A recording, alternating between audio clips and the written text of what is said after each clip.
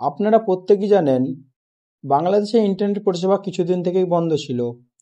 গত পরশুদিন থেকে কিন্তু ইন্টারনেট পরিষেবা চালু হয়েছে। ইন্টারনেট পরিষেবা চালু হলেও কিন্তু ফেসবুক, হোয়াটসঅ্যাপ, মেসেঞ্জার কিন্তু পরিচালনা করা যাচ্ছে না। কি হচ্ছে, ফেসবুকে ক্লিক করলে ফেসবুক ওপেন হচ্ছে না। এর কারণটা কি? এর কারণটা হচ্ছে ফেসবুকটা কিন্তু বাংলাদেশ লোকেশনে ব্লক করা রয়েছে সম্পূর্ণভাবে।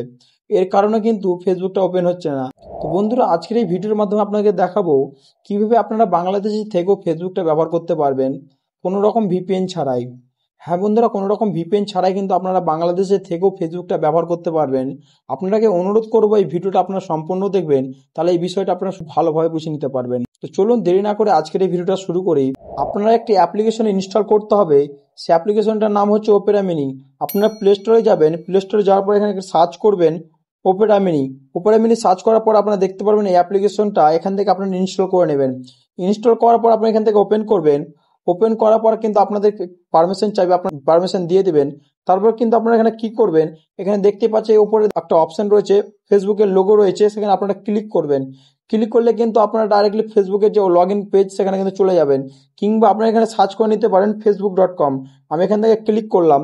ক্লিক করার পর দেখতে পাচ্ছেন কিন্তু এখানে দেখাচ্ছে mobile number or email ID address. আপনাদের যে মোবাইল নাম্বার কিংবা আপনাদের ইমেল আইডি সেটা আপনারা এখানে দিয়ে দিবেন। এবার আপনাদের এখানে পাসওয়ার্ডটা দিয়ে দিবেন, তারপরে কিন্তু লগ ইনে ক্লিক করবেন।